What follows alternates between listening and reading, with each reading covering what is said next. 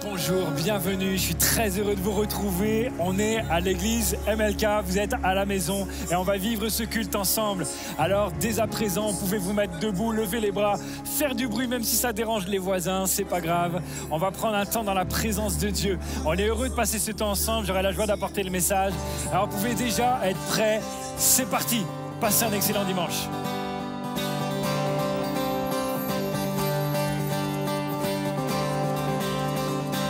On peut taper des mains ensemble. Hey!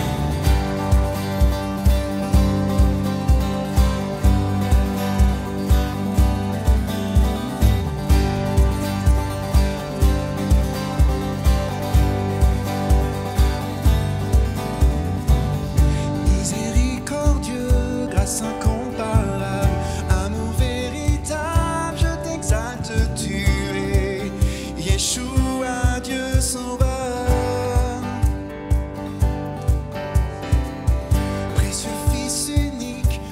Sans pareil, sagesse insondable, je t'exalte, tu es Yeshua, Dieu sauveur. Nos voix unies à celles des anges déclarent, tu es le Dieu sauveur, notre Dieu seul sauveur.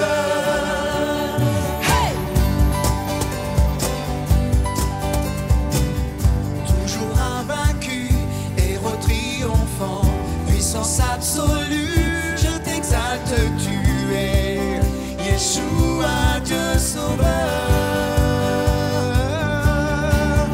Nos voix unies à celles des anges déclarent, tu es le Dieu sauveur, notre Dieu seul sauveur.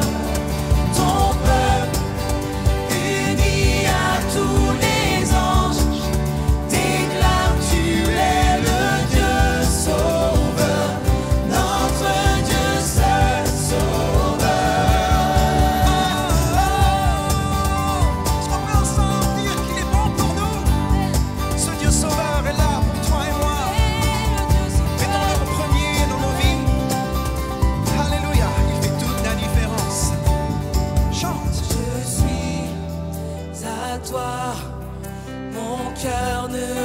que si tu vis en moi, je suis à toi. L'Église chante, proclame. Je suis à toi. Mon cœur ne bat que si tu vis en moi.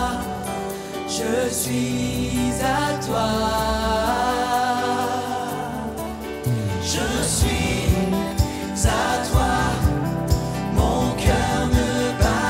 Si tu vis en moi, je suis à toi. Je suis à toi. Mon cœur ne bat que si tu vis en moi. Je suis à toi. Nos voix unies à celles des anges.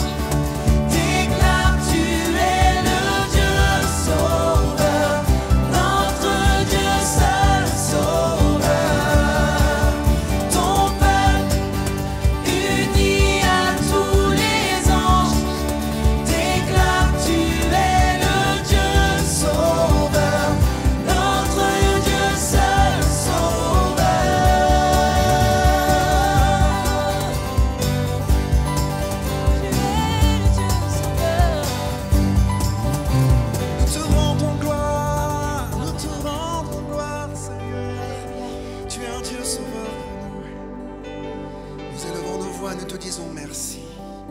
Merci, merci. On est tous en train d'apporter le fruit de nos lèvres cet après-midi. Et c'est cela la louange. Chacun qui apporte sa pierre à l'édifice.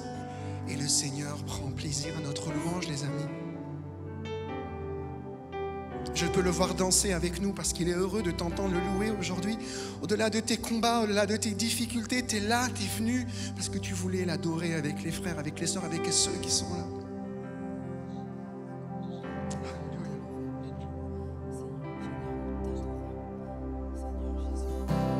soif de plus, alors lève tes mains vers le Seigneur là maintenant. Et imagine ton cœur est comme un vase et son esprit vient te remplir. Il te traverse, il te guérit, te restaure. Que nos chants soient comme un signe, nos louanges un accueil. Nous sommes là pour toi. Nous sommes là pour toi. Que ton souffle vienne des cieux nous remplir de ta vie. Nous sommes là pour toi. Yes. Nous sommes là pour toi. Alors nos cœurs sont ouverts au tien. Nous ne te cachons rien. Nous avons soif de toi. Car tu es le Dieu saint, tout entre Dieu et vain. Oh, que ton feu descende. Que nos cris soient comme un hymne, que ton nom retentisse. Nous sommes là pour toi. Nous sommes là pour toi. Avec force, dis un seul mot et les morts revivront. Nous sommes là pour toi. Nous sommes là pour toi. Nos cœurs sont ouverts au tien. Nous ne te cachons rien. Nous avons soif de toi. Car tu es le Dieu saint, tout autre Dieu est vain. Oh, que ton feu descende. Oui, nos cœurs sont ouverts au tien. Nous ne te cachons rien. Nous avons soif de toi. Car tu es le Dieu saint, tout autre Dieu est vain. Oh, que ton feu descende. Que ton feu descende. Nous avons faim et soif de toi. Viens, descends sur nous et change l'atmosphère.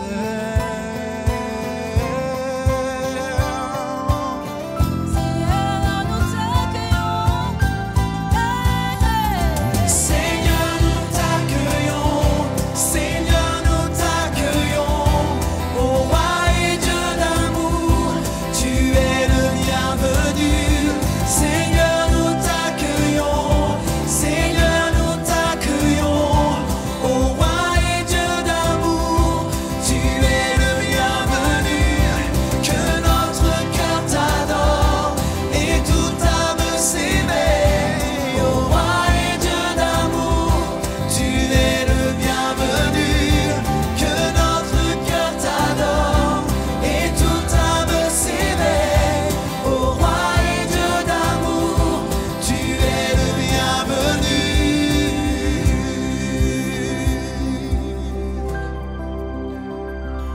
Nos cœurs sont ouverts au tien. Nous ne te cachons rien. Nous avons soif de toi. Car tu es le Dieu saint, tout autre Dieu est vain. Oh, que ton feu descende. Nous voulons ensemble nos cœurs.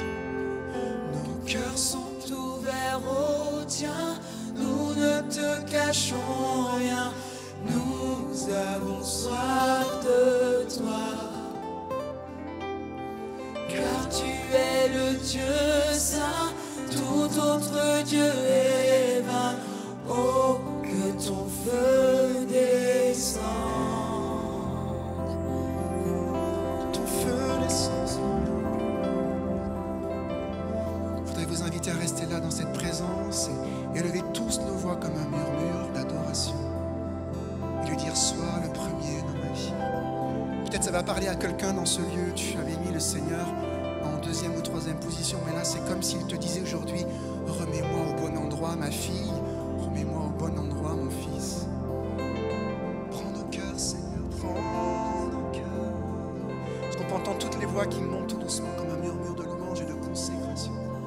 Alléluia, tu es le seul d'être loué, tu es le seul. Et prends la première place, prends la première place.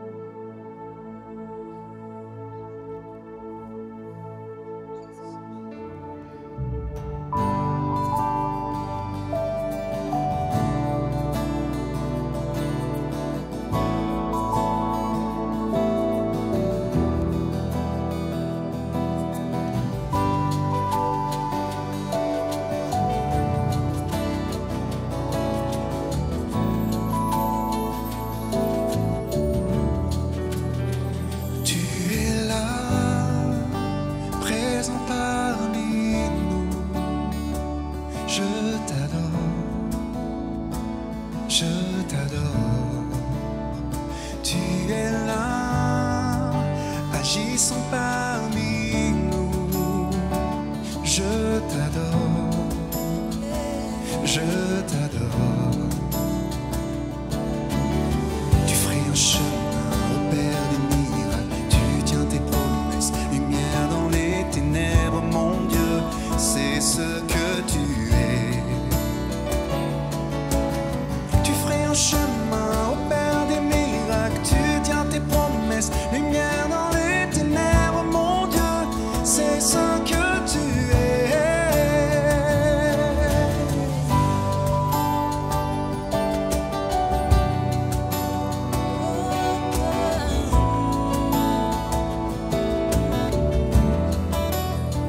Tu es là, présent parmi nous. Je t'adore, je t'adore. Tu es là, agissant parmi nous. Je t'adore, je t'adore. Tu es là, agissant pour tous nos vies. Je t'adore, je t'adore, je t'adore, je t'adore. Tu es là, Seigneur. Tu es là, restaurant nos cœurs. Je t'adore, je t'adore, je t'adore, je t'adore. Tu ferais un chemin, hey. Tu ferais un chemin au Père des miracles. Tu tiens tes promesses, lumière dans les ténèbres, mon Dieu, c'est ce que tu es. Tu ferais un chemin au Père des miracles. Tu tiens tes promesses, lumière dans les ténèbres, mon Dieu, c'est ce que tu es. C'est ce que tu es. C'est ce que tu es. C'est ce que tu es. Seigneur, tu libères. C'est ce que tu es. Mon sauveur. C'est ce que tu es. Mon meilleur ami. C'est ce que tu es. C'est ce que tu es. C'est ce que tu es. C'est ce que tu es. Il est fidèle, il est fidèle. C'est ce que tu es. Oh, c'est ce que tu es. Tu ferais un chemin là où il n'y a pas de chemin. Tu es la lumière, Seigneur, quand il n'y a pas de lumière. Oh Seigneur Jésus, merci. Même quand je ne le vois pas, tu agis. Même quand je ne le sens pas, tu agis. Tu ne t'arrêtes, tu ne ne t'arrêtes jamais. Tu ne t'arrêtes jamais. Même quand je ne le vois pas, il agit. Même quand je ne le sens pas, il agit. Tu ne t'arrêtes jamais. Tu ne t'arrêtes jamais. Même quand je ne le vois pas, tu agis. Même quand je ne le sens Alléluia. pas, tu agis. Dis-le. Tu ne t'arrêtes jamais. Tu ne t'arrêtes jamais. Même quand je ne le Seigneur vois pas, Jésus, tu agis. tu es Même toujours quand là. je ne le sens pas, tu agis. Tu ne t'arrêtes jamais. Tu ne t'arrêtes jamais. Tu fais un chemin vers tes mirages. Seigneur Jésus, même quand on ne le sent pas, il agit. C'est ce que tu Merci. Tu feras un chemin. tu tiens tes promesses, lumière dans les ténèbres, mon Dieu. C'est ce que tu es. C'est ce que tu es. C'est ce que tu es. L'alpha et l'oméga. C'est ce que tu es. Le commencement et la fin. C'est ce que tu Mon sauveur, mon libérateur. C'est ce que tu es. L'ami fidèle. C'est ce que tu es. Il est fidèle. C'est ce que tu Il es. n'abandonne jamais. C'est ce que tu es. C'est ce que tu es. Il ferait un chemin. Seigneur, merci. Nous sommes là pour toi. Nous sommes là pour toi. Nous sommes là pour toi. Nous sommes là pour toi. Nous sommes là pour toi. Nous sommes là pour toi. Nous sommes là pour toi. Nous sommes là pour toi. Nous sommes là pour toi. Jésus, uniquement pour toi. Sois élevé. Consolateur. Consolateur, Divin rocher. divin rocher, Roi serviteur. libérateur, Alléluia. prince de l'armée, Dieu créateur, Fils bien-aimé, roi serviteur, Seigneur couronné, commencement, Ultime fin. ultime fin, Soleil et levant. Étoile du matin. Dieu tout-puissant. Il est tout-puissant. Dieu trois fois saint. Alléluia. Sauveur vivant, l'être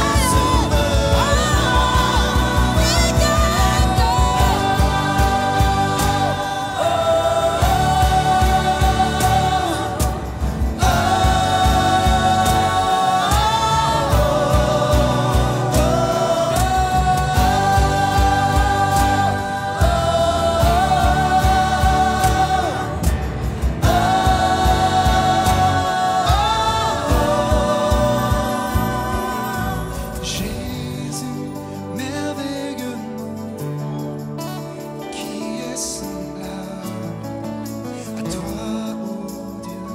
Comparable, c'est toi, comparable. Jésus, Hey, ton précieux nom, nul n'est comme toi, Seigneur. digne d'hommage. Jésus, chante. Nul n'est comme toi. Jésus, merveilleux nom, qui est semblable à toi, ô Dieu. Jésus, ton précieux nom est digne d'hommage. Toi seul est digne. Toi seul est digne, Jésus. À toi la gloire. Tu es la seule raison pour laquelle on est là. C'est toi notre essentiel. Merci pour ta présence. Merci pour ta présence. Alléluia. Alléluia. Merci toute la technique. Merci l'équipe de louange. Merci pour ce temps dans la présence de Dieu. Et on va continuer. On va partager le message de l'évangile ensemble. Je vous invite à prendre place. Est-ce que quelqu'un est venu là cet après-midi pour la première fois?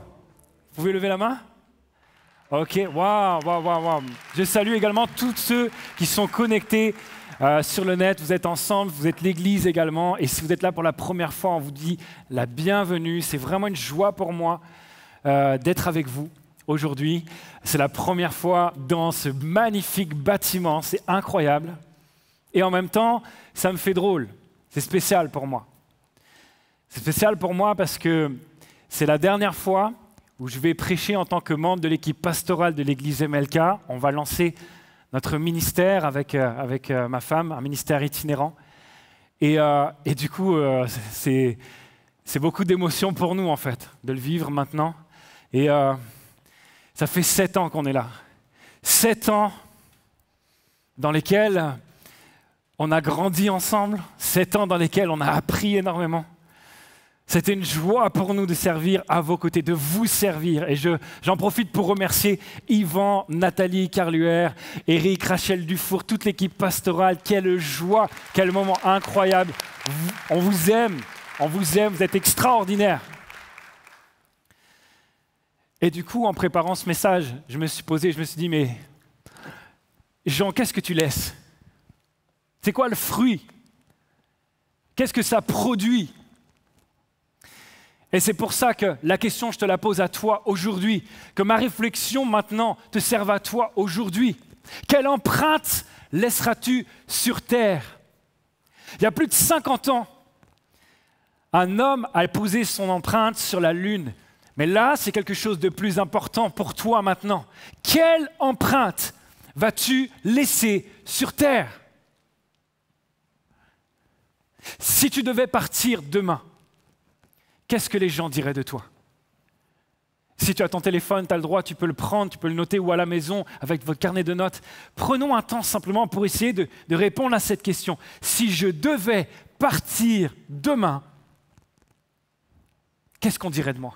Qu'est-ce que je laisse comme héritage? Quel est le fruit, le produit de ce que je donne? Et la question qu'on va voir aujourd'hui, c'est comment laisser une belle empreinte là où on passe. Et je vais vous parler de mon meilleur ami. Il s'appelle Grégory Bodolek. Je le connais depuis que j'ai genre 2-3 ans. Ça fait des années, on a fait plein d'aventures ensemble. Aujourd'hui, il est pasteur avec sa femme Siam à l'église d'Orléans. Si jamais vous nous regardez, vous êtes d'Orléans, on vous bénit, magnifique équipe et c'est beau ce que vous faites là-bas. Et à cette époque-là, il y a quelques années, mon ami Greg, il était au Canada en train de faire ses études bibliques. Et il a également participé à l'équipe qui a accompagné le pasteur David Potti dans l'implantation d'une nouvelle église à Montréal, l'église La Chapelle. Et si vous nous regardez, s'il y en a qui nous regardent de La Chapelle, waouh, vous êtes tellement inspirants. Merci pour tout ce travail que vous faites à Montréal et pour la francophonie. C'est extraordinaire aussi. On vous aime. Et alors que Greg va dans les nouveaux locaux de La Chapelle, dans un immeuble, pour qu'il puisse travailler des bureaux en fait. Ils les ont remis à neuf. Et il avait à peu près le même état d'esprit que peut-être vous qui êtes venus là dans ce lieu pour la première fois en disant « Waouh, mais qu'est-ce que c'est que ce truc, c'est incroyable !» Et il rentre, et je ne sais pas si vous êtes d'accord avec moi, dites-le moi, mais moi je trouve, moi j'ai le droit de le dire, moi je trouve des fois les pasteurs ils sont bizarres. Qui est d'accord avec ça? Okay, même les gens, vous êtes à la maison, vous parlez tellement fort, vous dites amen tellement fort que j'ai entendu d'ici. Oh là là! Les pasteurs sont bizarres des fois. Et je vois mon ami Greg, il me raconte l'histoire, alors je le vois, je l'imagine, en train de marcher. Waouh et tout. Et là, on va faire ça. Là, on va faire les staffs. Là, on va faire ceci, etc. Et il commence à prier, à voir, Seigneur, grâce à ces bureaux, on va gagner du monde. Il y a des personnes qui vont connaître Jésus. Alléluia, je proclame, je déclare, je ceci. Il commence à mettre le feu tout seul dans la chambre. Et au moment donné, il y a quelqu'un qui lui dit, mais Greg, il fait quoi? Mais il n'y a rien qui te dérange. Eh bien, qu'est-ce qui se passe? Tu t'es pas rendu compte que la peinture n'était pas sèche? Et il se retourne, il voit toutes ces empreintes partout dans la pièce neuve. Il en avait mis partout. À la fin, quand ils sont partis, ils ont dit, vous avez laissé une trace à l'église de La Chapelle, ce qui était juste. Mais heureusement, la Bible nous donne une autre technique. Greg, je t'aime, mais la Bible nous donne une meilleure technique pour laisser une belle empreinte là où on passe. Vous êtes d'accord de le voir avec moi? C'est dans le livre d'Hébreux, au chapitre 13 et au verset 7. Il est écrit ceci, souvenez-vous de vos conducteurs qui vous ont annoncé la parole de Dieu. Considérez quelle a été la fin de leur vie et imitez leur foi. Et au premier abord, quand on lit ce verset, on me dit, mais c'est bizarre cette phrase qui est soulignée. Considérez quelle a été la fin de leur vie. Il faut qu'on repère comment ils sont morts, c'est ça? C'est quoi le... En fait, la traduction en grec, à la base, pourrait être davantage compréhensible pour nous comme ça. Considérez quelle a été la fin dans le sens, la finalité, l'aboutissement de leur vie, de leur manière de vivre. En d'autres termes, quel était le but de chaque pas qu'ils ont fait? Quel a été l'accomplissement de chaque pas qu'ils ont fait? Considérez cela et imitez leur foi. Et je me dis, c'est formidable d'avoir ce conseil-là. Et le livre d'Hébreux, on ne sait pas qui en est l'auteur. Mais ce verset-là nous donne un indice. Souvenez-vous de vos conducteurs qui vous ont annoncé la parole de Dieu. On a l'impression d'un homme qui est sur la fin de sa vie, qui est en train de dire, rappelez-vous de l'exemple qu'on vous a donné. Or, qui a annoncé dans le Nouveau Testament? Essentiellement, c'est Paul et Barnabas. Sauf que Paul, il signe ses lettres, on a pu les repérer. Et c'est pourquoi, on n'est pas certain, mais une grande partie des commentateurs bibliques pensent que c'est Barnabas qui est certainement l'auteur de l'Épître aux Hébreux et qui a écrit ça. Alors j'aimerais me baser sur la vie de Barnabas, si vous êtes d'accord. Et on va voir, en étant basé sur la vie de Barnabas, 3 clés importantes pour réussir à laisser la meilleure empreinte possible sur la terre. Vous êtes d'accord? Ok, la première clé, suis le plan. Suis le plan. Tu dois savoir quelque chose. Dieu ne veut rien faire sans toi. La Bible dit que sans Dieu, on ne peut rien faire. Mais Dieu a choisi, entre guillemets, d'avoir besoin de nous. Dieu peut tout faire, mais il a dit, je vais utiliser, je vais me servir de la vie que je donne aux êtres humains pour faire mon œuvre. Dieu a choisi d'avoir besoin de toi. Tu n'es pas sauvé parce que tu as fait des bonnes œuvres. Mais tu as été créé, nous dit la Bible, pour de bonnes œuvres que Dieu a prévues d'avance. Ce n'est pas en étant exemplaire que tu vas sauver ta vie, ça ne sera jamais au niveau de ce que Dieu veut, c'est l'œuvre de Jésus qui te sauve. Mais cependant, Dieu a choisi dans le ventre de ta maman de te donner la vie pour des œuvres bonnes. Il y a un plan. Il y a quelque chose. Si tu veux laisser la bonne empreinte, soit dans le bon plan, il faut que tu réalises ceci. Et regardez, tu ne pourras pas l'accomplir sans l'aide de Dieu, sans l'aide du Saint-Esprit. Est-ce que quelqu'un ici se rappelle des dernières paroles de Jésus sur terre? Quand il est en train de monter, juste avant de monter, il va dire ceci, il dit « Mais vous recevrez une puissance quand le Saint-Esprit surviendra sur vous, et vous serez mes témoins. » Dieu vit en toi pour que tu sois son témoin. C'est pour ça. Et je vais te dire quelque chose. Quelle que soit ta culture, quel que soit ton âge, quel que soit ton métier, tes compétences, tes talents, tes rêves, ton niveau d'études, quelle que soit ton histoire, quelle que soit ta personnalité, quel que soit le fait, même si tu te dis « mais moi, je n'ai pas envie de marquer le monde de mon empreinte, moi je suis bien tranquille en étant discret » et bien même il y a quelqu'un peut-être qui est en train de se dire « mais quand bien même je ne serais pas là, ça ne changerait rien » et même tu es en train de te demander pourquoi tu es en train de vivre, moi je te dis quelque chose, Dieu t'a donné la vie pour que tu fasses quelque chose. Il t'a créé pour quelque chose. Ça, c'est la première chose. Deuxièmement, il faut que tu comprennes que quand tu suis le plan, non seulement Dieu l'a créé pour toi, mais ce plan est dynamique. Ok? Ce n'est pas un plan qui est figé. Il y a des fois, on a juste un truc qui est comme ça bloqué et on ne peut pas en sortir. Ce n'est pas comme ça le plan de Dieu pour toi. Le plan de Dieu pour toi, il est évolutif, il s'adapte, il va bouger. Le plan ne changera pas, mais les missions qui te seront confiées vont dépendre de la saison dans laquelle tu es. À chaque saison, sa mission. À chaque saison, sa raison. Et dans chaque saison que tu vas vivre, que ce soit une saison pour laquelle tu as travaillé, ou une saison qui arrive alors que tu ne sais même pas pourquoi. Il y a des saisons qu'on cherche, et il y a des saisons qu'on cherche à éviter.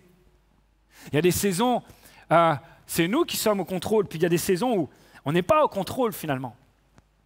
Et on a besoin de réaliser qu'à chaque moment, Dieu, tu auras quelque chose à prendre et quelque chose à donner. Dieu aura prévu quelque chose pour toi. Est-ce qu'il y en a ici qui préfèrent l'hiver à l'été? Levez la main, dénoncez-vous. Ok, il y en a quelques personnes, et vous n'êtes vraiment pas la majorité. Je ne sais pas pourquoi, je ne pense pas que c'est un péché, je ne sais pas trop, mais demande à Dieu si... Là, moi, je préfère l'été, mais quand c'est la saison de ta vie, vous êtes d'accord avec moi que l'hiver, ce n'est pas trop ce qu'on aime. On a l'impression que tout est mort, ça ne produit rien, etc. Mais l'hiver, quand tu as l'impression que l'arbre est mort, les racines grandissent sous terre et personne ne le voit. Et c'est parce que les racines grandissent sous terre que l'été d'après, l'arbre va pouvoir porter davantage de fruits. Parce qu'il est capable de prendre plus de nourriture et il peut être plus grand à cause de ça, grâce à ça. Même l'hiver est utile dans les mains de Dieu. Même l'hiver est utile dans les mains de Dieu. Et à chaque saison de ma vie, je me rends compte que j'ai découvert quelque chose. La première saison de ma vie, j'étais un enfant. Et j'ai découvert quelque chose, c'est que Dieu existe vraiment. Puis, vers 11-12 ans, j'ai découvert qu'il m'aimait. Et j'ai choisi de l'aimer. J'ai reçu son amour. Et j'ai accepté qu'il prenne sa place dans ma vie. Quand j'ai eu 16-17 ans, j'ai découvert autre chose, une autre saison de ma vie. J'ai découvert que non seulement Dieu m'aime, mais qu'il veut se servir de moi. Alors que moi-même, je ne comptais même pas sur moi. Je ne comprenais pas, c'était bizarre. Mais j'ai découvert que Dieu compte sur moi, à mon grand étonnement. Et donc j'ai appris à servir. Et j'apprends encore à servir. Mais c'était la saison pour moi d'apprendre ça. Et puis après, j'ai continué. Et puis on a toujours des... Quand tu as ton travail, pendant tes études, pendant que tu es en train de lancer ta carrière, dans toutes ces étapes-là, dans les différentes étapes de ta carrière, dans les étapes de la vie familiale, moi quand je me suis marié, j'ai découvert autre chose. Je pensais que je me connaissais. Moi, quand je me suis marié, je pensais que je n'étais pas égoïste. Et puis je me suis marié. Et puis ma femme, je me suis rendu compte que c'était un miroir qui me montrait des trucs que je ne voyais plus depuis longtemps. Et puis c'est normal en fait. Parce que quand on est célibataire, en fait, on n'a que nous à penser. Donc c'est normal d'avoir un fonctionnement qui est égocentrique, même si on est très généreux par ailleurs. Et c'est des ajustements, et j'ai appris. Et au-delà de ça, ça m'a appris à découvrir une autre dimension de la relation que je pouvais avoir avec Dieu. Puisque l'Église, c'est la fiancée de Christ. Et qu'un jour, il y aura les noces, c'est-à-dire le mariage de l'agneau. Et donc, il y a des choses que j'ai découvertes dedans. Et dans mes amitiés, c'est pareil. Dans mon travail, quand je suis devenu papa, comment imaginer qu'un petit gars de 6 mois a un pouvoir aussi fort pour t'empêcher de dormir la nuit? Il y en a, vous avez déjà vu ça? Hey, il est fort. Il ne sait pas parler, mais alors il sait me réveiller. Oh! Et comment imaginer que ce petit être est encore plus puissant pour faire jaillir en moi de l'amour? Il crée un bonheur plus grand que mon manque de sommeil. Ça me fait découvrir cet amour inconditionnel. Lenny, mon petit gars, il a 6 mois. C'est pareil pour Noah. Ils n'ont pas besoin de faire quelque chose que j'aime bien pour que je les aime. Et ça change tellement mon rapport avec Dieu, parce que je réalise qu'il est mon Père. Et que même quand je fais des bêtises, et que je m'en rende compte ou que je ne m'en rende pas compte, il m'aime, ça ne change rien à son amour pour moi, et ça ne change rien à son amour pour toi. Tu ne peux rien faire pour baisser, pour varier l'amour de Dieu à son égard. Par contre, cet échange, cette joie de « Waouh, je vais t'aider pour te faire grandir », waouh, ça c'est quelque chose qui est magnifique. Et chaque saison, et quand je serai grand-père, si Dieu me fait la grâce de l'être, waouh, je sais que j'aurai encore quelque chose à apprendre. Chaque saison est importante. Ok? Dieu ne veut rien faire sans toi. Le plan est dynamique. Suis le plan, parce que la dernière chose que je veux te dire, c'est que ta vie est la plus grande prédication que tu pourras jamais faire. C'est la plus grande prédication que tu pourras jamais faire. Tu peux être le plus grand orateur du monde. Tu peux faire les plus grands projets de la terre. Les gens peuvent te connaître à droite, à gauche, même des gens que toi tu ne connais pas. Les gens savent qui tu es. Parce que tu as des accomplissements remarquables. Et je t'encourage, fais-les, continue, rêve, poursuis tes rêves. Mais ta vie sera toujours une plus grande prédication que ce que tu as fait. Qui tu es, ça parle trop fort. La Bible nous dit que notre vie est comme une lettre ouverte. un livre ouvert pour les autres. C'est-à-dire que quand les autres te voient, c'est comme si on serait en train de découvrir un livre avec une nouvelle histoire. Ils disent, mais en fait, mais Dieu existe et il m'aime. Et ça, c'est ta vie en fait. Et à travers comment tu te comportes, tes choix, tes décisions, tes paroles, tes actions, à travers tout ça, les gens vont découvrir Dieu. Je trouve que c'est extraordinaire. Je trouve que c'est extrêmement puissant. Je vous ai parlé de Greg tout à l'heure, mon meilleur ami. Bon, il a fait une boulette tout à l'heure, mais là, je vais vous raconter un truc bien. Greg, c'est un fils de pasteur. Et quand il s'est converti, il était temps qu'il se convertisse. C'était en 2002. Le directeur on a fait un camp d'ados. Le directeur du camp est un certain, bon, je ne sais pas si vous connaissez, Yvan Carluère, ça dit quelque chose? Ouais. Et là, bon, ceux qui sont enfants de pasteur, vous savez que c'est compliqué. C'est pas facile c'est pas tout le temps facile à gérer ça. Et Dieu a touché son cœur. Il se convertit. Dès le lendemain, l'infirmière du camp, elle a pété un câble. Elle n'a pas compris. Elle dit, mais il y a des nouveaux et vous ne me donnez pas leur carnet de santé, mais il faut me dire s'il y a des nouveaux arrivants au camp. Parce qu'elle n'a pas reconnu Greg. Greg qui était avec une tension. Tu ne le connais pas, mais déjà, tu n'as pas envie de l'énerver, tellement il est comme ça à l'intérieur. Et là, d'un seul coup, sa posture avait changé, son visage avait changé. Il souriait. L'infirmière ne l'avait jamais vu sourire, elle croyait que c'était quelqu'un d'autre. Et puis il va à l'école, le septembre, octobre, novembre, il va recevoir une lettre d'une de ses profs qui va dire « Grégory, je n'ai jamais vu un changement aussi spectaculaire. Tu étais plein de colère, tu es devenu plein de douceur. Tu étais impatient, tu es devenu patient. Tu étais irrespectueux, tu es devenu respectueux. Mais qu'est-ce qui s'est passé? La dame, elle est en train de décrire Galates 5, 22, le fruit de l'esprit, le caractère de Jésus, sans même être chrétienne, sans même savoir. Elle est en train de dire, mais c'est ça, mais qu'est-ce qui s'est passé? Et il a pu amener des profs à l'église, il a pu amener ses amis à l'église. Et je vais vous dire une confidence, honnêtement, il aurait pu leur parler de Jésus tout le temps, ils n'auraient jamais mis les pieds à l'église.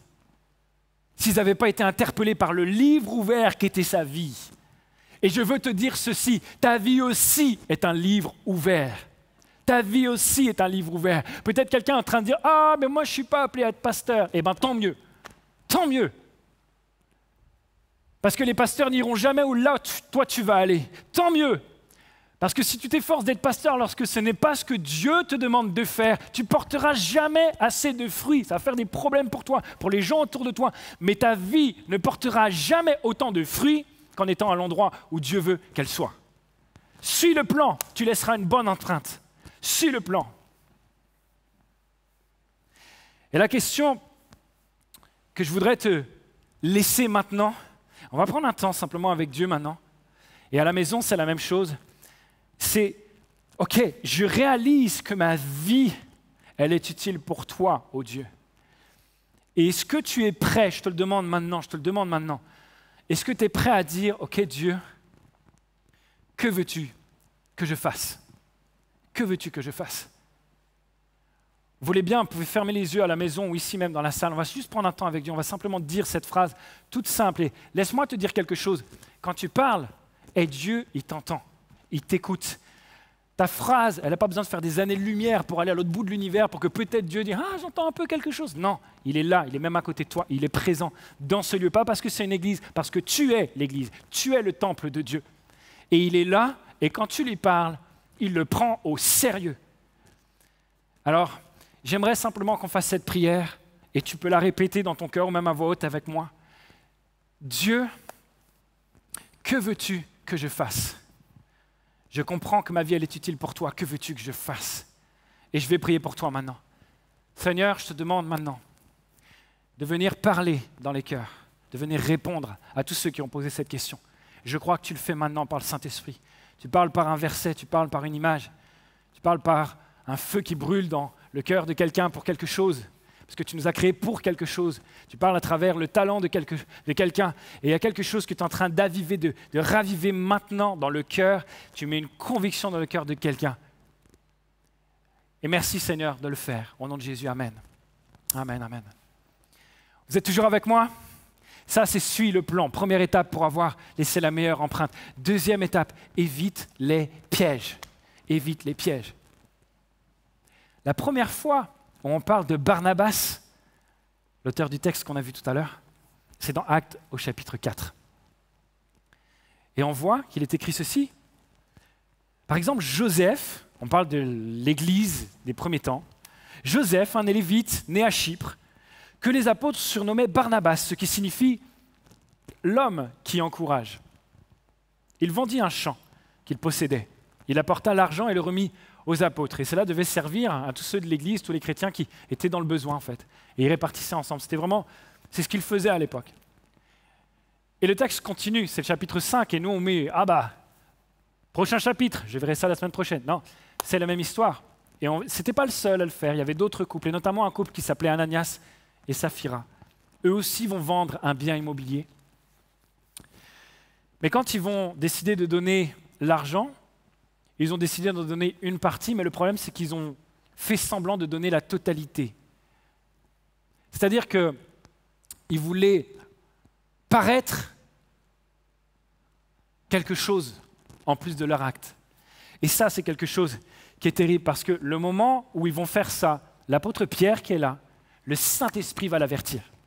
Il va dévoiler ce qui se passe dans leur cœur. Il va dire, mais vous ne vous rendez pas compte, vous êtes en train de tromper les hommes et vous êtes en train de tromper Dieu. Et c'est un tel choc pour eux qu'ils vont mourir sur le coup.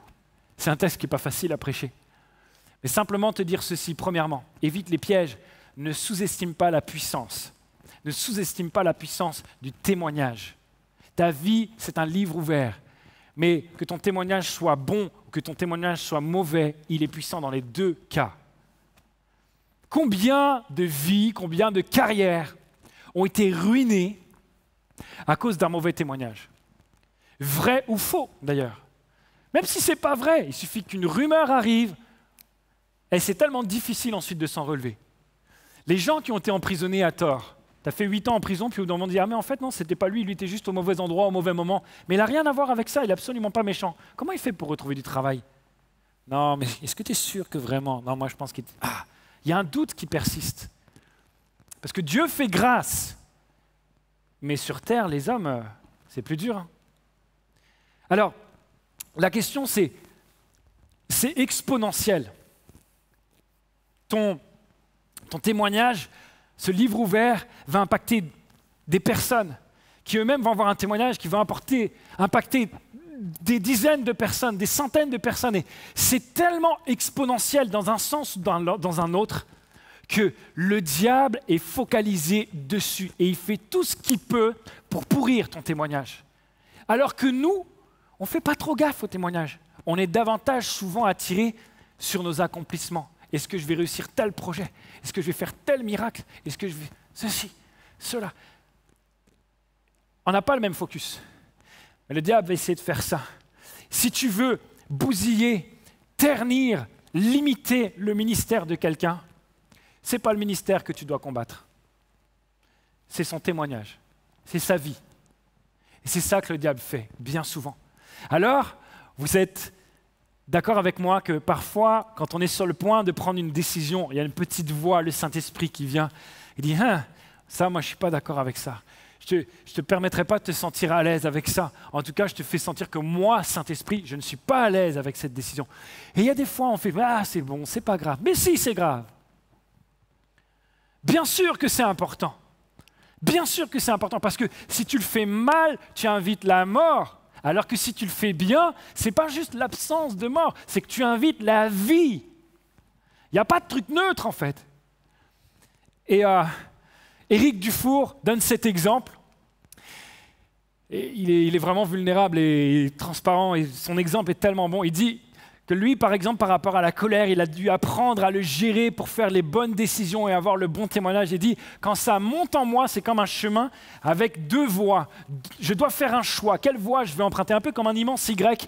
Et il dit, j'ai appris à ce que naturellement, au moment du choix, je me pose et je check avec le Saint-Esprit, ok, quel choix je fais? Qu'est-ce que j'invite dans ma vie?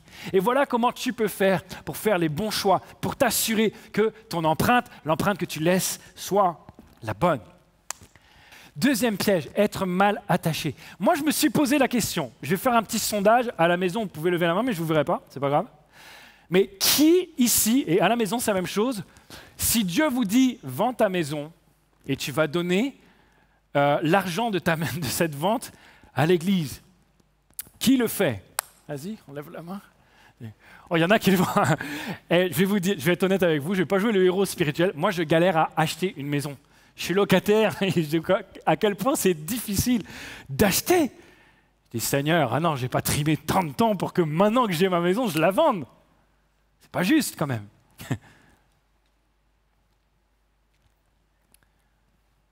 La question c'est, si vraiment c'était nécessaire pour Dieu, est-ce que je le ferais? Est-ce que je serais plus attaché à cette maison qu'à Dieu? Il y a des moments où on n'est pas attaché à la bonne personne, au bon endroit. Ça peut être, tu es attaché justement à quelqu'un, et c'est super que tu sois, cette personne n'est pas mauvaise, ça peut être ton mari, tes enfants, c'est bien d'y être attaché, mais si tu es attaché plus que Dieu, sache que eux ne connaissent pas ton avenir, eux n'ont pas la puissance que Dieu a, n'ont pas l'amour que Dieu a, même si ce sont tes enfants ou ton mari, et tu peux les aimer encore mieux en mettant Dieu à la première place. Peut-être que c'est ta réputation, peut-être que c'était bien ta sécurité matérielle. Ce qui est important, je veux prendre soin de ma famille, peut-être tu es en train de dire dans ton cœur. Je veux prendre soin de mon avenir, de mes études, si pour l'instant tu n'es pas encore marié. Et en fait, dans toutes ces situations-là, la question c'est est-ce que tu es bien attaché? Parce que si tu es mal attaché, il y a un mensonge qui s'incruste dans ton cœur qui te dit « Hé, mais Dieu est étourdi quand même. Il dit qu'il a un plan pour toi. Il n'a même pas pensé à ce que tu allais manger. Il n'a même pas pensé à ce que tu dormes sous un toit avec un chauffage, etc. » Mais ce n'est pas vrai. Comment imaginer que ton Père, qui t'a donné la vie et qui t'appelle pour des bonnes œuvres, qui t'a créé pour des bonnes œuvres, dit « Ah mince, je n'ai pas pensé à l'essentiel. » Mais et je le vis, je ne vous donne pas de leçons, je me pose ces questions-là. Et je me rends compte qu'au bout d'un moment, le diable réussit à mettre le stress dans mon cœur, le stress dans ma tête. Et je dois veiller sur ma relation avec mon Père, parce que si jamais je ne veille pas dessus, je vais avoir l'illusion qu'il m'a oublié, qu'il a été négligent avec moi, alors que ce n'est pas vrai. Alors, mon conseil, c'est ça. Attache-toi plus à ton Père qu'à quoi que ce soit d'autre. Attache-toi plus à ton Père qu'à quoi que ce soit d'autre. Et puis la dernière chose, le dernier piège, c'est de vouloir briller dans la lumière. Je me suis posé la question, Ananias, Saphira, pourquoi vous avez fait ça? C'était destiné à qui d'en mettre plein la vue là? Ben, c'était destiné à l'Église. C'était destiné à l'Église. Ils avaient besoin de ça, l'Église? Je ne sais pas, je ne pense pas. Pourquoi tu as besoin de flamber comme ça? Je veux dire, ce que Dieu a déposé dans ton cœur, cet appel que Dieu a mis dans ta vie, fait de toi une lumière. La Bible dit qu'on est le sel de la terre, on donne du goût à ce monde, qu'on est la lumière du monde. Ok, c'est génial. Mais si ta principale préoccupation, c'est de briller dans la lumière, la vérité, c'est que ça ne change pas grand-chose. Ok? Quand il y a déjà de la lumière autour, ça ne change pas grand-chose. Par contre, si jamais on l'éteint, là, même la plus petite lumière peut montrer une grande efficacité. Et ça va changer quelque chose. Pas juste pour toi, pour les autres. Et les gens ont besoin que tu brilles au bon endroit. Les gens ont besoin que tu brilles au bon endroit. Ce n'est pas l'Église qui a besoin que tu brilles. Parce qu'il y a déjà de la lumière. Alors, si tu veux vraiment qu'on te voie et briller ici, tu vas être obligé d'écraser les autres, de mettre toutes tes forces pour qu'on te voie. Et tu te mets la pression, tu mets la pression aux autres. Et surtout, ce n'est pas du tout à ça que Dieu t'appelle. Ce n'est pas du tout à ça que Dieu t'appelle. Écoutez-moi bien. Ce que Ananias et Saphira ont fait, ils ont fait plus que moi, j'ai jamais fait dans ma vie. Ils ont donné le fruit d'une vente énorme. Quelle générosité, je ne peux pas en dire autant.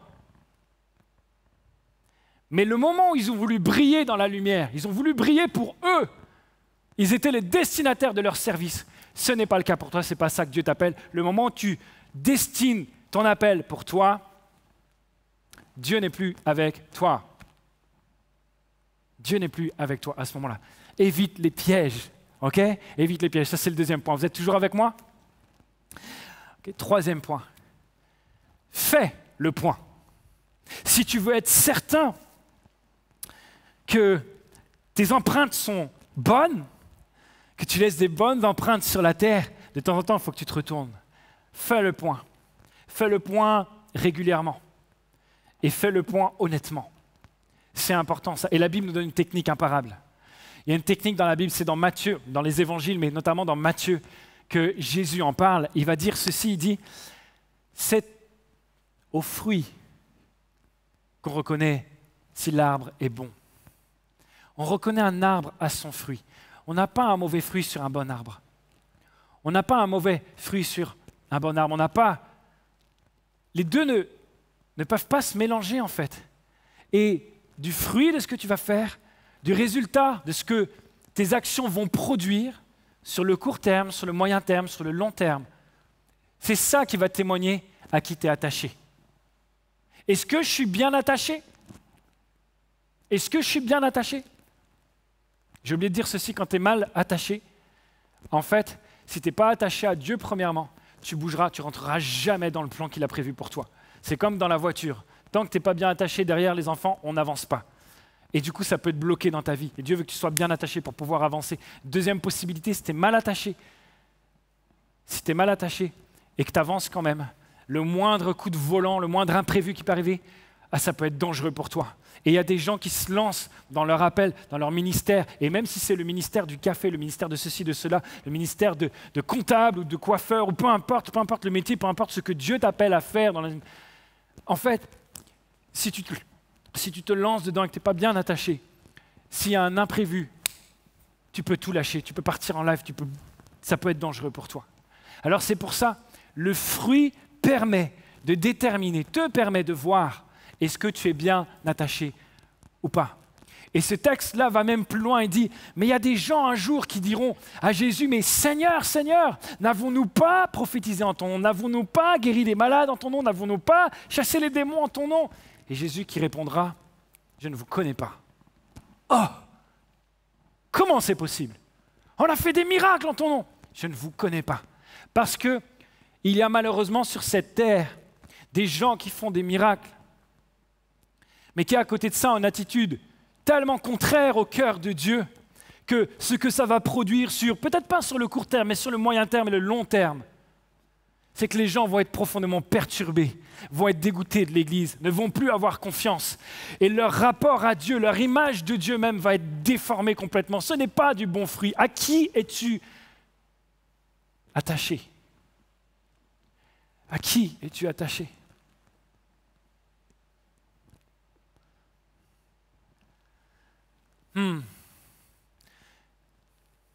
On se pose souvent la question, est-ce qu'il vaut mieux les miracles? Est-ce qu'il vaut mieux les dons de l'esprit? Des prophéties, des trucs incroyables. Je suis à fond pour ça. J'en veux plus dans ma vie. Je veux vraiment que Dieu utilise ma vie de manière incroyable, de manière extraordinaire, pas normale, pour que les gens voient que Dieu est en moi. Waouh! Mais il y a une incohérence. Si je veux que les gens voient le divin en moi sur les choses extraordinaires, mais que je m'en fiche complètement pour les choses ordinaires. Alors, il me reste à vous dire quelque chose. Le fruit est donc très important. Ça t'aide à faire le point, mais il y a parfois où le fruit, il n'est pas visible. Vous avez déjà vécu un temps comme ça? À la maison, c'est la même chose. Est-ce que tu connais un moment où tu as beau travailler, tu as beau mettre tes efforts pour que ça produise quelque chose, tu dis, il n'y a rien derrière. Est-ce que ça vaut que je continue? Est-ce que ça vaut le coup? Comment je fais pour vérifier si je suis dans le bon? J'ai une absence d'information. C'est stressant. Laisse-moi te dire quelque chose.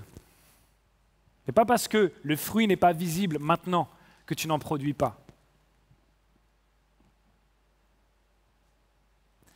J'étais en train de préparer ce message et toute une équipe qui était là pour m'aider à le mettre en forme et je vous remercie vraiment, c'est une joie de bosser avec vous. Et Awefa faisait partie de l'équipe et elle m'a dit « mais moi j'ai vécu quelque chose comme ça ». et elle va vous raconter ce qui s'est passé. Elle a reçu une lettre incroyable à Wefa. Donc en effet, il y a quelques semaines, j'ai reçu un courrier qui m'a beaucoup surpris. Le courrier d'une petite fille qui se trouve être une de mes anciennes élèves. Elle a aujourd'hui 10 ans. Et le courrier contient une lettre de sa part, une lettre de ses parents, des photos, une photo de classe qui date d'il y a plus de 6 ans. Je commençais alors un nouveau métier. C'était ma première année. 30 petits moyens en charge. Et j'avoue que je me sentais assez peu équipée et en tout cas, peut-être pas à la hauteur de la mission qui m'était confiée, mais en tout cas, je donnais tout mon meilleur. Voici ce qu'elle m'écrit, alors qu'elle arrivait dans cette commune avec ses parents. Elle m'écrit cette lettre. « Coucou Arwefa, j'espère que tu te souviens de moi.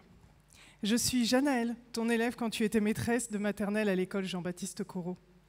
Quand j'étais en moyenne section, je t'aimais beaucoup car tu étais très gentille avec moi et j'ai été très triste d'apprendre que tu partais de l'école.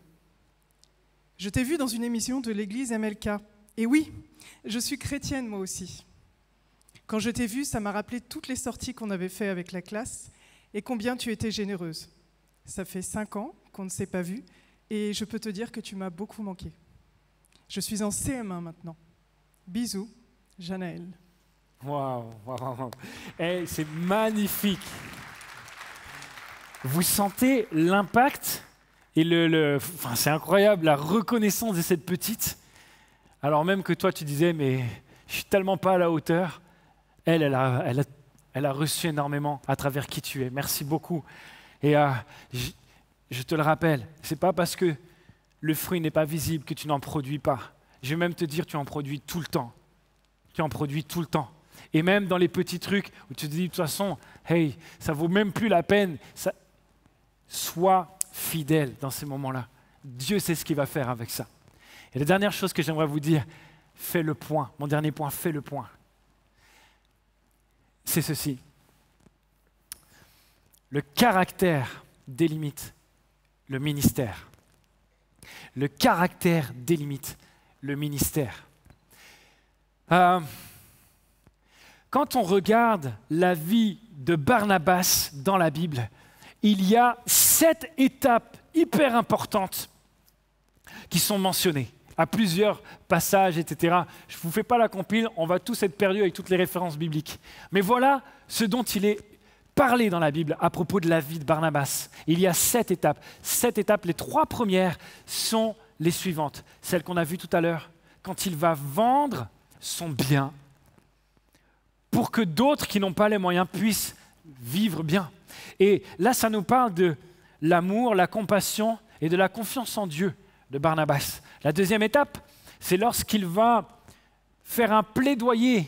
Il va plaider la cause d'un nouveau converti sur lequel l'Église, et notamment les apôtres, ils ont un peu de doute. Bon, honnêtement, à leur place, ça aurait été la même chose. Le gars s'appelle Saul de Tarse et jusqu'avant, son métier, c'était de persécuter les chrétiens.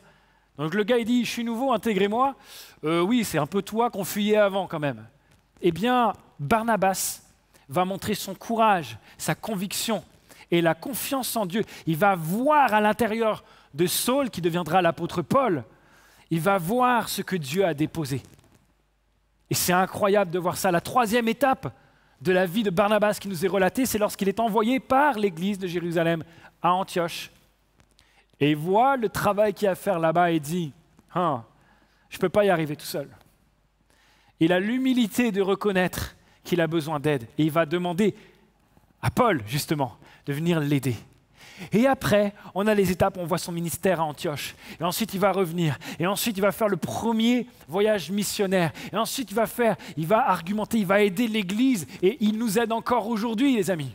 Parce que certains de ses écrits, de ses faits, de tout ce qu'il est, on en est encore au bénéfice. Mais avant d'avoir les 3 étapes de son ministère, on a d'abord eu 3 étapes de son caractère. Et pendant ces 3 étapes de son caractère, il était déjà Barnabas, celui qui encourage. Il était déjà celui-là. Et alors qu'on pourrait sembler que tout se termine à ce moment-là, non, il y a une autre étape. Il y a une dernière étape qui est dedans. Et cette dernière étape, c'est quoi? C'est lorsqu'il va avoir un différend avec l'apôtre Paul. Ils vont s'expliquer, ils ne vont pas être d'accord et ils vont se séparer. Et Paul va continuer le ministère avec d'autres personnes et Barnabas va le continuer avec d'autres personnes. Mais ça ne termine pas là. La Bible mentionne le moment où ils se sont réconciliés et ils vont pouvoir à nouveau œuvrer ensemble. J'aimerais vous dire ceci. Ça termine encore par le caractère et pas juste par le ministère. Il était capable de gérer un différend, de pardonner, de passer au-delà. Le caractère délimite le ministère. Tu peux avoir ce que les gens appellent un petit ministère, quelque chose qui n'est pas forcément hyper élevé, etc. Et je ne pense pas qu'il y a de petit ministère, mais selon ce que les gens peuvent dire, un petit ministère. Mais si tu as un grand caractère, tu vas impacter les gens dans la durée. Tu vas être utile profondément. Et tu n'as pas à t'excuser d'être peut-être introverti ou de ne pas avoir les mêmes capacités que d'autres personnes que tu admires. Tu n'as rien à envier parce que Dieu a déposé autant ta vie, autant sa vie en toi, autant ce désir que tu sois utile que dans d'autres personnes. Par contre, l'inverse. Quelqu'un qui a ce que le monde peut appeler un grand ministère, s'il a un petit caractère, s'il a un caractère qu'il néglige, il peut tout mettre en l'air. Il peut tout mettre en l'air. Et c'est pour ça que plusieurs personnes, des fois, moi ça me fait sourire, vous m'appelez homme de Dieu. Ouais, si je suis homme de Dieu, tu es aussi homme de Dieu. Mais ok, j'admets.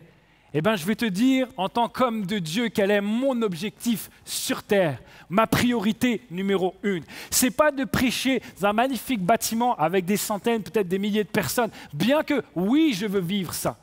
Ce n'est pas qu'il y ait des trucs incroyables, des réveils, des choses incroyables, des gens qui sont guéris. Waouh, mais bien sûr que je vive ça, bien sûr. Ma priorité numéro 1, c'est que mes petits gars, Noah, Lenny, ils soient heureux avec moi. Je vous explique pourquoi. Parce que si j'assure et tout le monde m'admire en public, mais qu'en privé, mes propres enfants dont j'ai la charge, ils sont tristes, ils sont malheureux avec moi, c'est que je ne fais pas bien mon job, c'est que mon empreinte n'est pas bonne. Si je ne prends pas soin de ma femme, l'ambiance, l'atmosphère sera telle qu'à la maison, ils ne pourront pas être heureux comme ça. Donc en fait, ces gars-là, ces petits gars-là, c'est mes sécurités, c'est mes indicateurs. Il a 6 mois, Lenny, il ne sait même pas ce que je suis en train de dire, mais il est l'agent de Dieu envoyé spécialement pour m'aider à vérifier est-ce que je porte le fruit de l'Esprit, est-ce que je laisse Dieu, est-ce que je suis bien attaché à Dieu, est-ce que l'empreinte que je laisse sur cette terre est bonne. Et peut-être que tu n'as pas d'enfant pour l'instant, peut-être que tu es seul, mais peu importe, trouve quelqu'un, trouve les gens qui sont les plus proches de toi, quel est l'impact de ta vie sur eux? Qu'est-ce que ça produit? Ok? Voilà comment laisser une belle empreinte sur cette terre. Suis le plan. Évite les pièges. Fais le point. Et je vais terminer avec ça. Je faisais part au pasteur Yvan de nos projets. On partageait comme ça, il m'a donné un conseil. Et je veux lui rendre hommage parce que pour moi, c'est un des meilleurs conseils que j'ai jamais eu. De la bouche de n'importe qui et de sa bouche, je ne veux pas l'oublier et je ne l'oublierai pas. Il m'a dit ceci, quels que soient tes projets, n'oublie jamais pour qui Dieu t'a demandé de le faire. N'oublie jamais les gens qui sont les destinataires de ce que Dieu t'a demandé de faire. Et demande à Dieu de faire déborder ton cœur d'amour pour eux. Voilà quelle sera ta sécurité, voilà quel sera ton moteur, voilà quelle sera ta force, voilà quel sera ton équilibre. Wow, merci pasteur Yvan. Elle est vraie cette phrase. Parce que si j'aime, j'accomplis toute la loi. Parce qu'en fait, tout ce que tu nous demandes est profondément motivé par l'amour. Et je vais être honnête avec vous, je n'aime pas suffisamment. Par mes propres forces, je ne suis pas capable d'aimer assez. Je n'y arrive pas. Mais je ne suis pas tout seul. Je ne suis pas tout seul. Et tu n'es pas tout seul. Et tu n'es pas toute seule. Parce que Dieu n'a pas prévu que tu accomplisses son plan et que tu laisses tes empreintes sur la terre sans lui. Et j'aimerais qu'on prenne un temps, si vous voulez bien. On va juste fermer les yeux. À la maison, c'est la même chose. S'il vous plaît, prenez ce moment-là. On est dans la présence de Dieu. On va juste se placer devant lui et on va demander. Sois prêt, parce que quand tu vas demander, Dieu va accéder à ta requête parce qu'il t'entend et qu'il n'a pas envie de différer ce moment où il va remplir ton cœur et ta vie de son amour. Ok, vous êtes d'accord avec ça? Et j'ai demandé simplement au pasteur Paul Calzada. Il a accepté de quitter le sud de la France pour venir me rejoindre et qu'on ait ce moment-là. On partagera tout à l'heure ensemble, mais je vous dis pourquoi je lui ai demandé. C'est important pour moi que lui prie pour vous, ok, pendant ce temps. Parce qu'en 2003-2004, moi j'ai 17 ans et je suis en Afrique, au Niger, parce que mes parents sont missionnaires. À cette époque-là, aujourd'hui Paul, tu fais partie de l'équipe pastorale à MLK, mais à l'époque tu avais une autre mission, tu étais directeur de la mission internationale des Assemblées de Dieu et tu étais en train de faire une passation. Et alors que tu faisais la passation, tu as quand même pris du temps pour t'occuper des missionnaires. Déjà ça, moi ça m'avait touché. Et tu étais venu à la maison et on était 6. Donc mes parents, puis 4 ados. Et, le repas, il ne pouvait pas nous esquiver, d'accord? Et ça m'a profondément touché. C'est que Paul, il nous a accordé autant d'attention et d'importance et de considération à nous, les ados. Je ne sais même pas de quoi on parlait en plus, je ne sais pas si c'était intéressant, je ne suis pas sûr, qu'à mes parents. Et j'ai 17 ans, et dans ma tête, je me dis, je veux être comme lui. Je n'ai même pas vu faire son ministère, je ne l'ai pas vu prêcher, je ne l'ai pas entendu prêcher. Il n'a pas prié pour moi, il n'a pas cherché à ce que je me convertisse ou quoi que ce soit. Il n'a même pas prononcé le mot de Jésus quand on était à table. Il m'a juste aimé, il nous a juste aimés. Et en fait, ton caractère, Paul, a parlé tellement plus fort que ton ministère que tu n'avais pas besoin de faire du ministère pour m'impacter. Et je veux te remercier, parce que c'était une force pour moi, dans les temps où ensuite je suis revenu faire mes études en France. Et je voulais t'honorer pour ça et te remercier, et vous donner envie de réaliser que ne sous-estime pas la puissance du témoignage, parce que tu ne sais pas ce que ça peut produire dans la vie de quelqu'un. Est-ce que tu réalises maintenant que tu as besoin de cet amour de Dieu? Merci Paul de l'avoir fait. Mais si toi tu veux maintenant, tu dis je veux laisser cette belle empreinte sur cette terre, je veux rentrer dans ce que tu as prévu pour moi, oh mon Dieu, alors est-ce que tu peux te lever à ta place? Si tu réalises que tu as besoin de l'aide de Dieu maintenant, lève-toi, c'est le temps. On va prier avec toi. Dieu va te remplir. Il y a quelque chose dans le cœur de Dieu que même si on n'est pas parfait et qu'on n'arrivera pas tout seul à être parfait, le fait de dire Dieu, je reconnais que j'ai besoin de toi et je veux faire de mon mieux, il ajoute une touche surnaturelle. Il y a son aide et le Saint-Esprit prend toute sa place en toi pour agir et pour produire son fruit. Alors, maintenant, on va prendre ce temps et on va prier. Nous sommes heureux d'être ensemble devant toi, Seigneur. Nous attendons vraiment que tu accomplisses dans nos vies ton plan, ton projet. Nous voulons entrer dans le projet que tu as pour nous.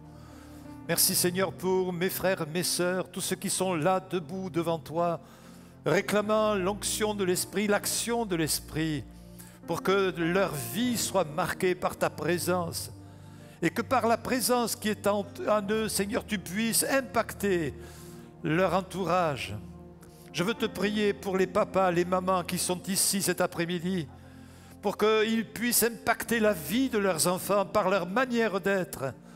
Seigneur, ce qui est le plus parlant dans nos vies, ce ne sont pas nos paroles, mais ce qui est le plus parlant dans nos vies, ce sont nos actes. C'est notre manière de vivre, de nous comporter, de parler, d'agir. Et je te prie, Seigneur, de bénir mes frères et mes sœurs, les parents qui sont dans ce lieu, pour que par leur vie, par leur manière d'être, ils marquent profondément le cœur de leurs enfants, pour que les enfants puissent ainsi te chercher.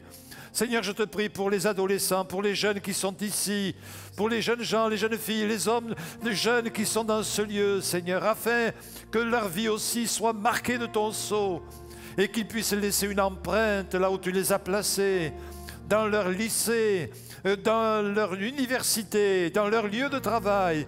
Seigneur, en quelque lieu que ce soit, que chacun de nous, rempli du Saint-Esprit, nous soyons des témoins, non pas simplement avec des mots et des paroles, mais que nous soyons des témoins avec nos œuvres, avec nos actes, avec nos manières de vivre, avec notre caractère, marqué du caractère de Christ. Au nom de Jésus, que les hommes et les femmes, les personnes âgées, peu importe notre âge, notre condition, cet après-midi, puissent recevoir cette grâce qui vient du ciel pour qu'ils impactent leur génération, pour qu'ils impactent leur famille, pour qu'ils impactent la société. Oui, aide-nous, Seigneur, à laisser des marques qui traceront ainsi la voie pour d'autres générations, pour d'autres personnes, de s'engager avec toi au nom de Jésus. Amen. Amen. Amen. On cherche souvent sa propre gloire, être connu, marquer l'histoire. Apprenons à tendre la main, savoir aimer est le chemin.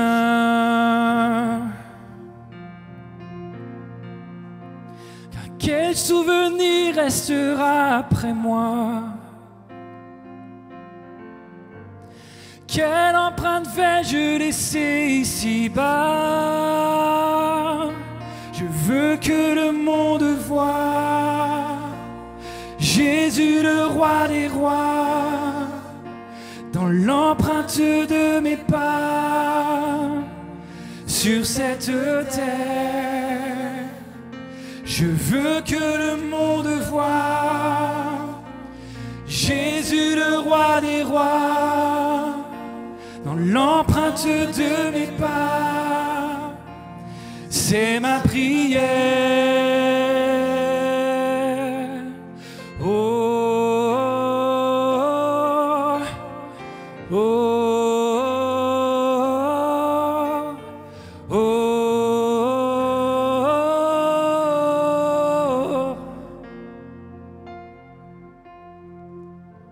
L'instant présent est comme un don. Chaque saison a sa raison. Un jour il faudra s'en aller vers d'autres lieux, sous d'autres cieux. Quel souvenir restera après moi? Oh, quelle empreinte vais-je laisser ici-bas? Je veux que le monde voie Jésus, le roi des rois, dans l'empreinte de mes pas sur cette terre. Oui, je veux que le monde voie Jésus, le roi des rois, dans l'empreinte de mes pas. C'est ma prière. Oh, oh, oh, oh.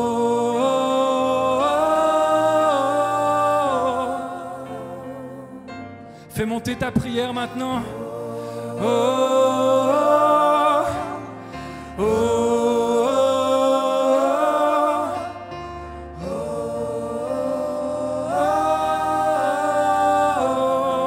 Je veux que le monde voie. Je veux que le monde voie.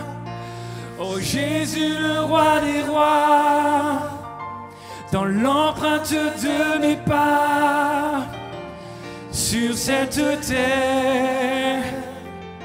Je veux que le monde voie Jésus, le roi des rois, dans l'empreinte de mes pas.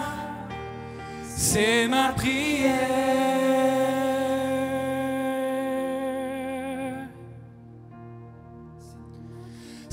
ma prière. Est-ce que c'est ta prière maintenant? C'est ma prière. De ta place à la maison également, fais monter ta prière. Dis-le avec tes mots à toi. C'est ma prière. Je veux que les gens voient dans mes pas tes empreintes, Jésus. Remplis mon cœur, remplis ma vie maintenant de ton esprit. Parce que je veux que ma vie témoigne de toi. Je veux que les gens me voient à travers toi, Seigneur. Viens m'aider. Oh, c'est ma prière.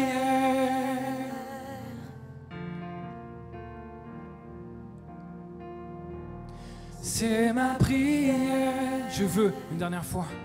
Je veux que le monde voie Jésus le roi des rois, dans l'empreinte de mes pas, sur cette terre. Oui, sur cette terre. Que le monde voie. Que le monde voie Jésus le roi des rois. Oh, L'empreinte de mes pas. c'est ma prière.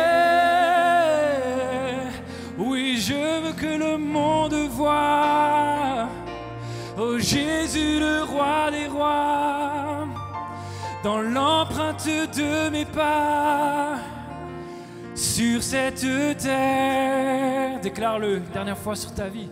Que le monde voie Jésus le roi des rois, dans l'empreinte de mes pas. C'est ma prière.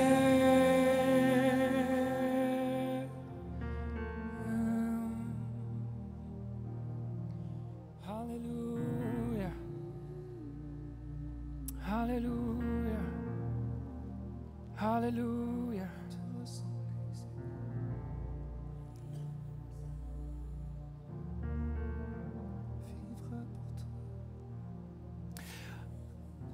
Alors qu'on a ce moment maintenant, le Saint-Esprit est en train de sceller quelque chose dans ta vie. Ce n'est pas juste des mots que tu es en train de dire. Tu vas te rappeler de ce moment.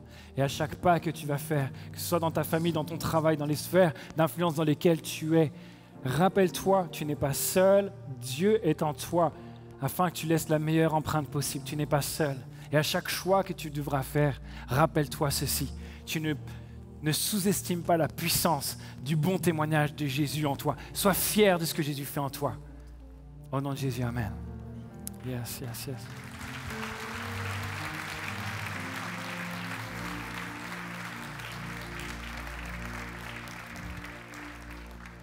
Alléluia. Vous pouvez prendre place. On va voir juste un temps de discussion. Je vous invite à avoir ce temps-là. Et vous qui êtes à la maison, nous ici, on peut, à cause des mesures, des restrictions, on ne peut pas prendre la Sainte Seine. Mais si vous pouvez le faire, même si vous êtes tout seul ou alors à plusieurs, partagez-le maintenant.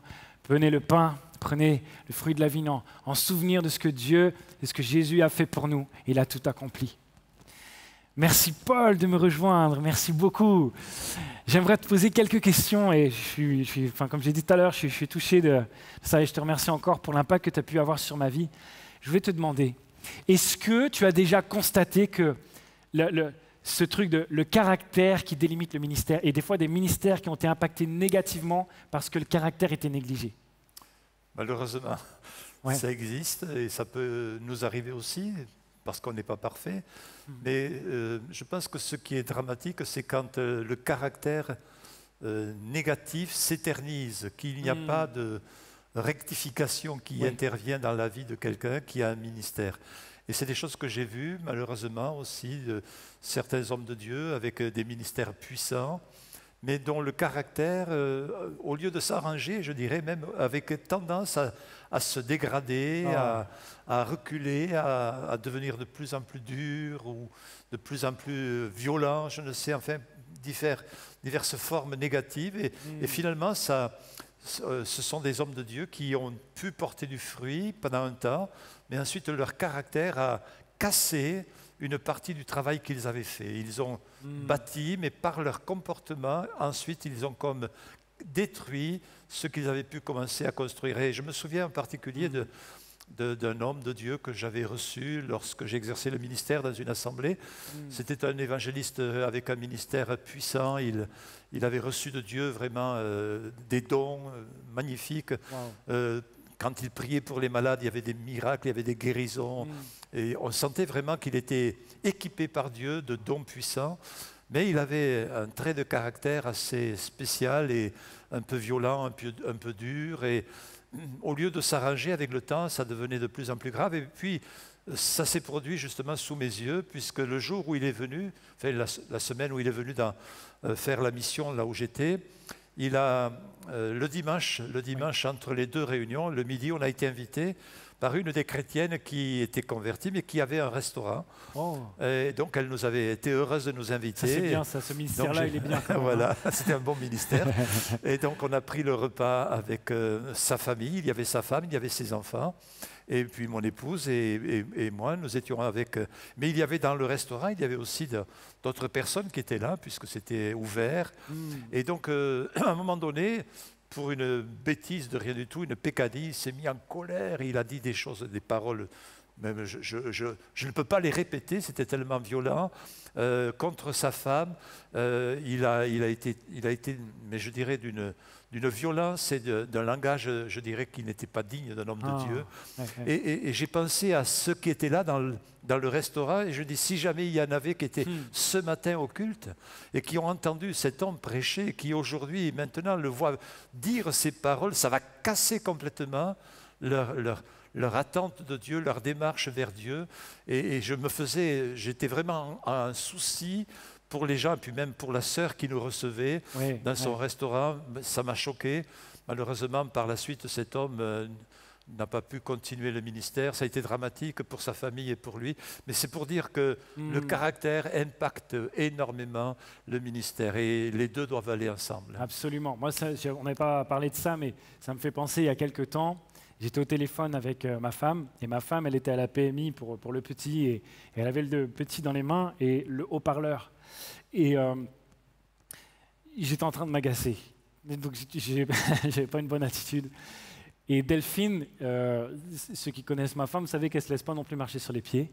Et elle était à 2 doigts vraiment de me voler dans les plumes. Et elle s'est ravisée. Et en fait, au moment où elle fait ça, il y a quelqu'un qui passe et qui revient et qui lui dit « Mais vous êtes Delphine ? Je vous ai vu à MLK, machin, etc. etc. » Et Delphine elle se dit « Oh là là là là !»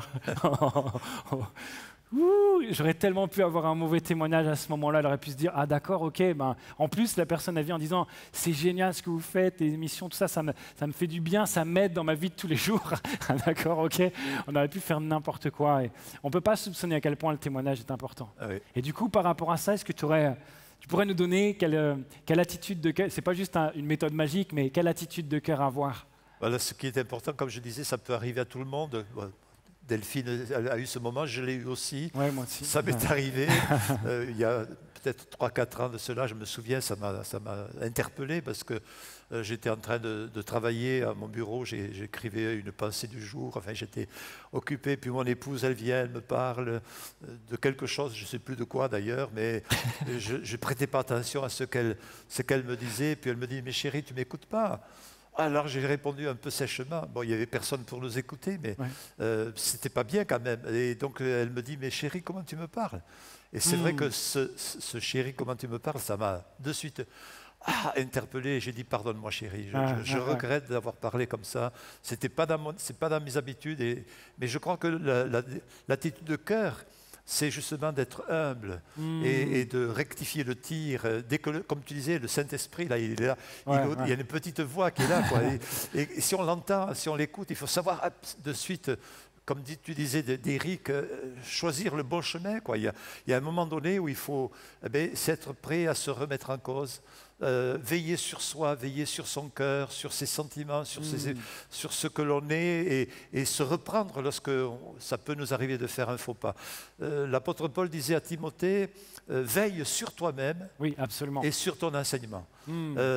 D'abord, il met le toi-même avant le ministère. C'est bon ça. Il y veille d'abord sur ta personne, sur ton caractère, sur ta manière d'être, de te comporter, d'agir, et ensuite sur ton enseignement, c'est-à-dire ton ministère.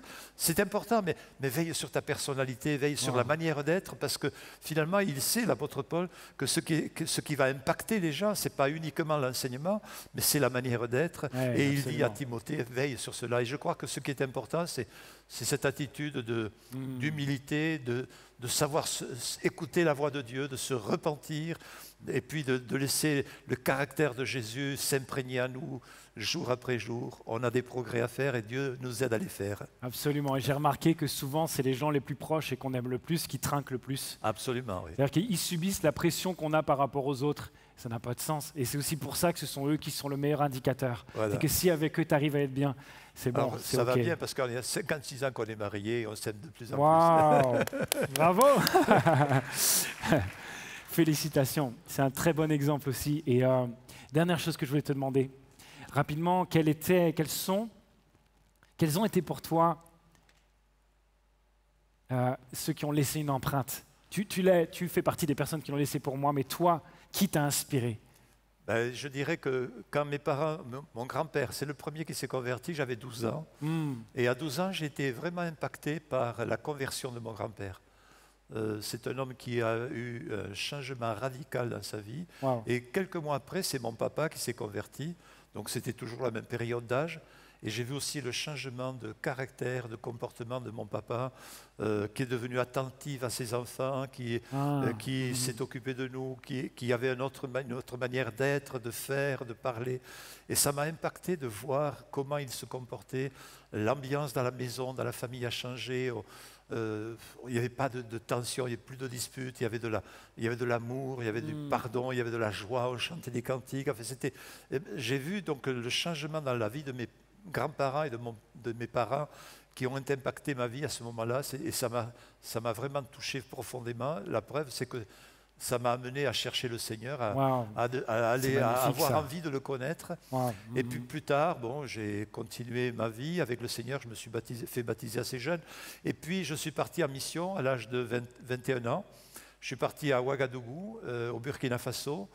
Et là, j'ai été en contact pendant 6 ans avec un homme de Dieu, Pierre Dupré. D'ailleurs, je crois qu'il y a une des salles qui porte son nom dans l'espace MLK. Pierre Dupré est le grand-père de Rachel Dufour. Et donc, pendant 6 ans, j'ai travaillé auprès de cet homme. Et j'ai été marqué profondément par la simplicité, l'humilité et la foi de cet homme.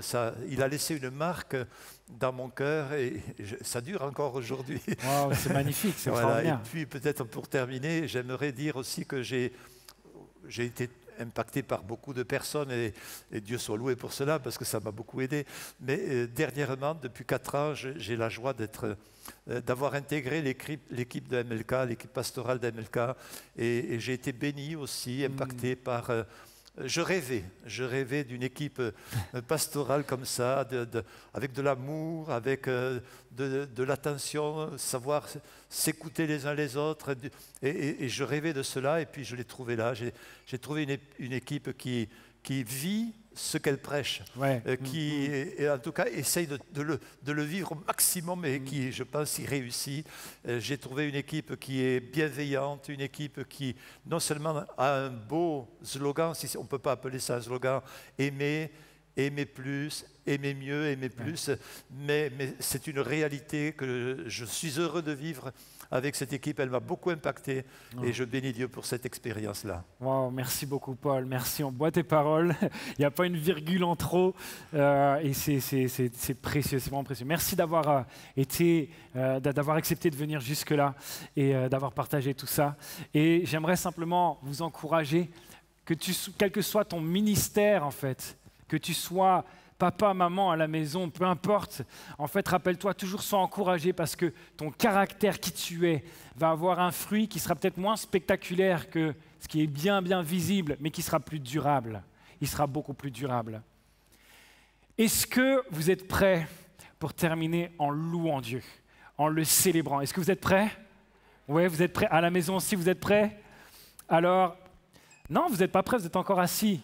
Ah, quand même. Il faut reprendre les habitudes. Hein. Juste avant de chanter, de louer Dieu, le remercier, il me reste à faire juste quelques annonces. On veut vous remercier en ligne et également ici en présentiel pour votre générosité. Tous les dons que vous faites semaine après semaine, petits, grands, moyens, peu importe ce que vous donnez fidèlement, c'est ça qui permet d'avoir un outil, d'avoir ces outils qui permettent de diffuser l'Évangile, de prendre soin de vous également. Alors merci pour la confiance. Et si vous voulez le faire maintenant, si vous voulez donner maintenant vos dîmes, vos offrandes, ce que vous avez prévu, résolu dans votre cœur de donner, vous pouvez le faire à jeveudonner.fr ou alors jeveuxêtre-partenaire.fr. Et puis également, si vous avez des sujets de prière, vous nous les envoyez sur prière@églisemlk.fr. Et vous pouvez aussi envoyer vos sujets de joie, vos témoignages. On sera heureux de pouvoir prier avec vous et pour vous. Est-ce que vous êtes prêts pour chanter? À peu près, hein, à peu près. Je ne crois pas. Donc on va recommencer. Est-ce que vous êtes prêts pour louer Dieu? On va pas juste chanter, on va élever le nom du Seigneur parce qu'il est bon pour nous. Dieu, tu es bon et ta grâce envers nous dure à jamais. Ça va bouger, je vais danser, ne soyez pas choqués. Voilà, c'est parti. Hey!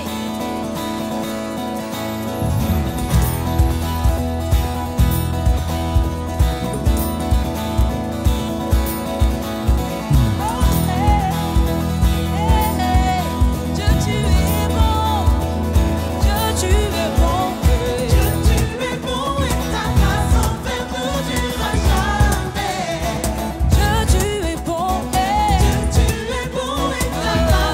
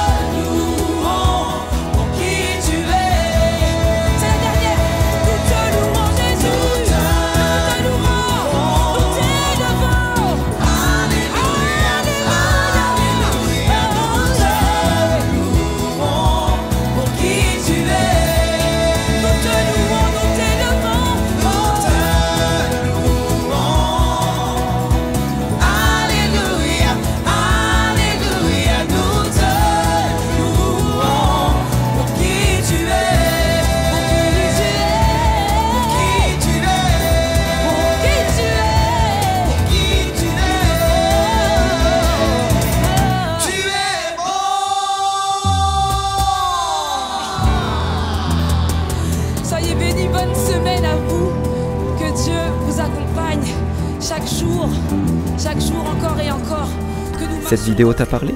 Clique sur j'aime. N'oublie pas également de t'abonner et de déclencher les notifications. Si cette vidéo t'a touché, elle peut aussi faire du bien à ceux qui t'entourent. Prends 5 minutes pour la partager à un proche ou à un ami qui en aurait besoin. Chers amis, depuis le mois de mars, l'Église MLK a mobilisé tous ses moyens humains, techniques et financiers pour vous offrir chez vous des messages et des émissions de qualité.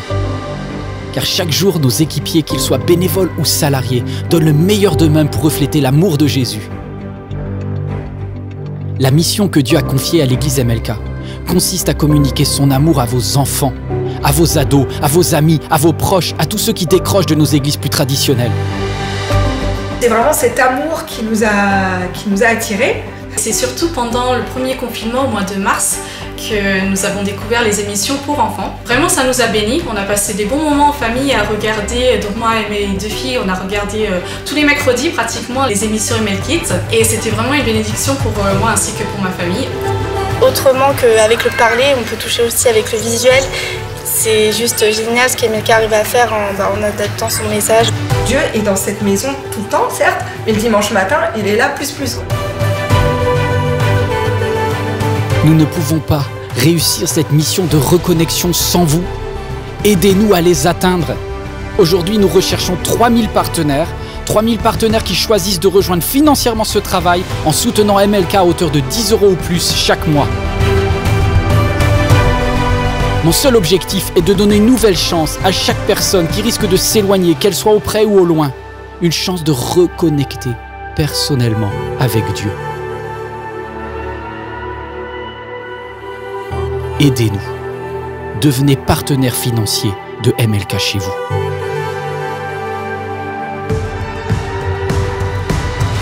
La production MLK a besoin de fonds. Voilà, je me dis pourquoi pas semer, parce qu'on a été bénis. Devenir partenaire pour moi, c'est faire ma part pour que ça bénisse d'autres personnes qui, à un moment donné, auraient peut-être aussi besoin de ce message, de ces messages, à tout moment. Ça me paraît naturel d'aider cette église à continuer à diffuser le message et à étendre le royaume de Dieu.